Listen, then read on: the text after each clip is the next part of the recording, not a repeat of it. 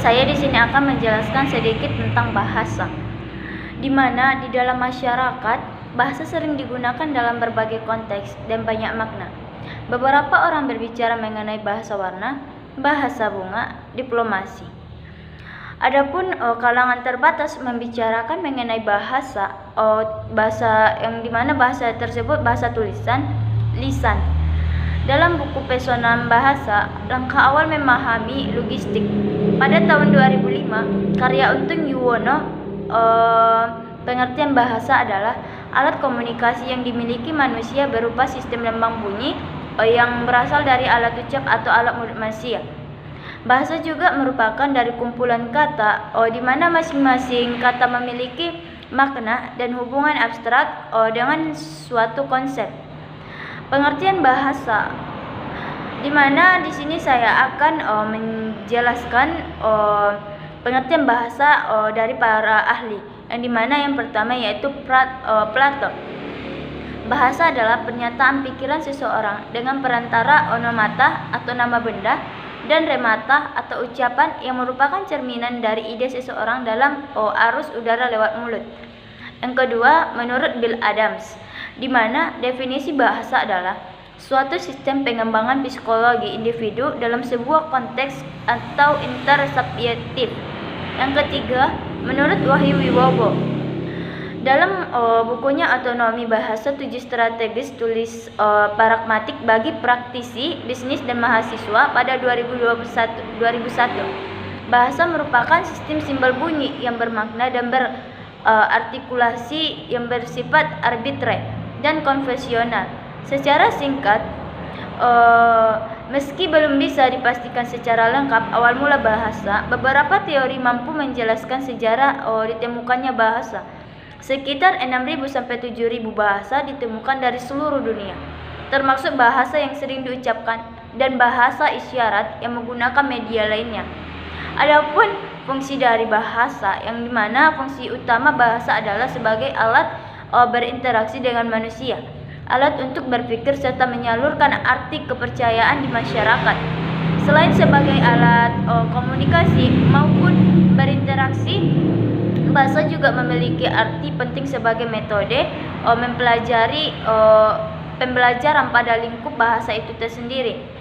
Bahasa juga berfungsi sebagai identitas suatu suku atau bangsa karena keunikannya, karena kepercayaan di masyarakat. Selain sebagai alat komunikasi maupun berinteraksi, bahasa juga memiliki arti penting sebagai metode pembelajaran pada lingkup bahasa itu tersendiri. Bahasa juga berfungsi sebagai identitas suatu suku atau bangsa karena keunikannya, karena setiap suku atau bangsa tentunya memiliki bahasa yang berbeda-beda, yang dimana di sini saya akan mengatakan manfaat dari bahasa. Sejalan dengan pengertiannya, bahasa memiliki manfaat yang didapat oleh manusia, yang dimana yaitu yang pertama, bahasa resmi. Suatu negara, beberapa negara memiliki banyak bahasa daerah, salah satunya Indonesia.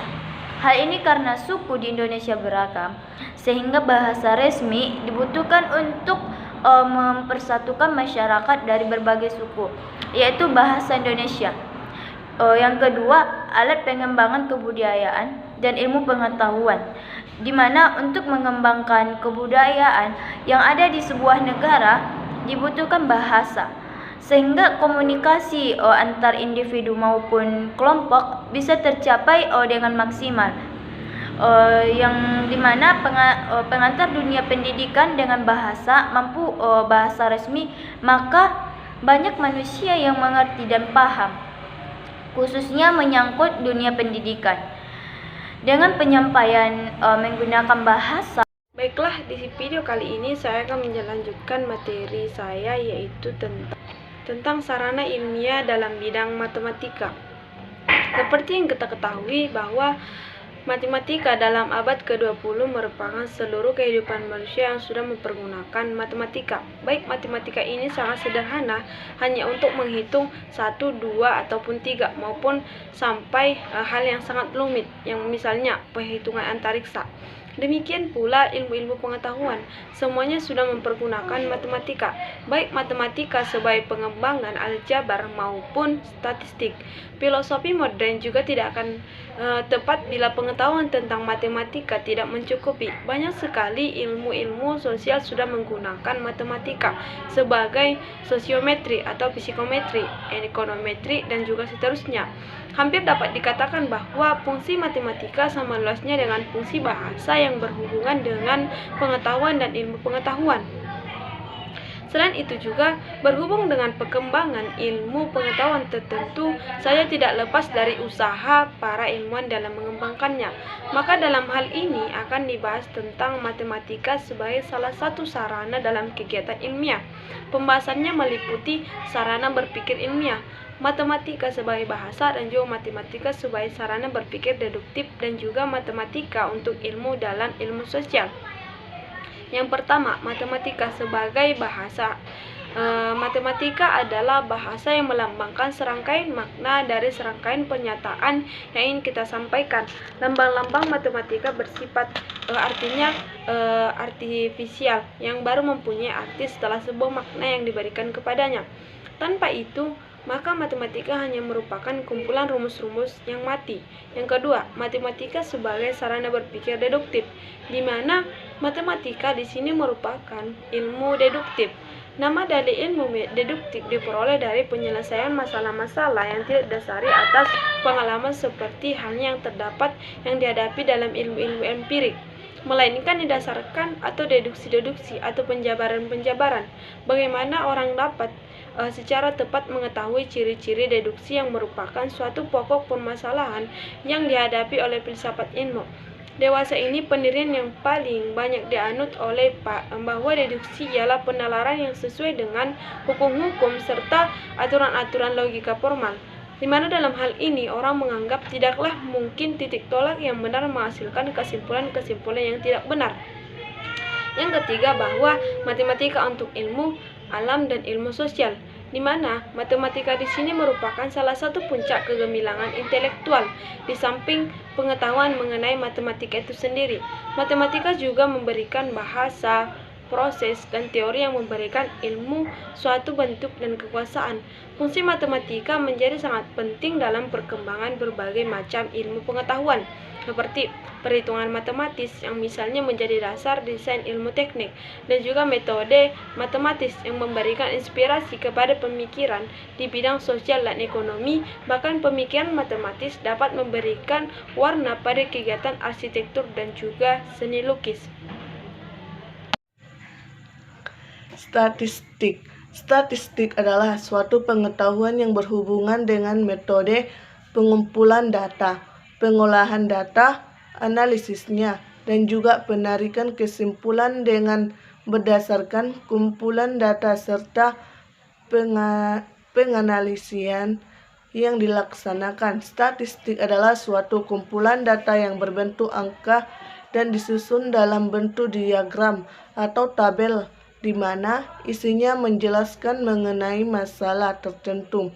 Statistik pada dasarnya adalah data-data yang dihasilkan dari pengolahan yang dipelajari di statistika.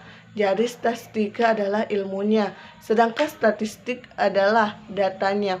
Untuk lebih memahami tentang statistik, kamu perlu mengetahui pendapat beberapa ahli, tujuan, fungsi, hingga jenis-jenisnya. Ditinjau dari segi terminologi, dewasa ini istilah statistik terkandung berbagai macam pengertian. Istilah statistik kadang diberi pengertian sebagai data statistik, yaitu kumpulan bahan keterangan berupa angka atau bilangan, sebagai kegiatan statistik atau kegiatan perstatistikan atau kegiatan penstatistikan.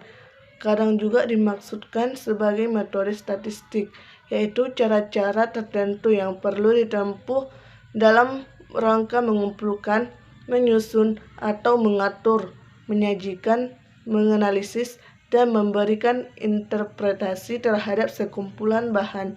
Keterangan yang berupa angka itu dapat berbicara atau dapat memberikan pengertian makna tertentu. Istilah statistik dewasa ini juga dapat diberi pengertian sebagai ilmu statistik. Ilmu statistik adalah ilmu pengetahuan yang mempelajari dan memperkembangkan secara ilmiah tahap-tahap yang ada dalam kegiatan statistik atau ilmu pengetahuan yang membahas atau mempelajari dan memperkembangkan prinsip-prinsip, metode, dan prosedur yang perlu ditempuh dalam rangka. Di sini saya akan menjelaskan tentang logika, yang dimana logika berasal dari kata Yunani kuno, yaitu logos, yang berarti hasil pertimbangan akal pikiran yang diutarakan lewat kata dan dinyatakan dalam bahasa. Nama logika untuk pertama kali muncul pada filsuf, yaitu abad ke-1 sebelum Masehi. Tetapi dalam arti seni berdebat. Alexander sekitar permulaan abad ke-3 sesudah Masehi adalah orang pertama yang menggunakan kata logika. Dalam arti ilmu yang menyelidiki lurus tidaknya pemikiran kita.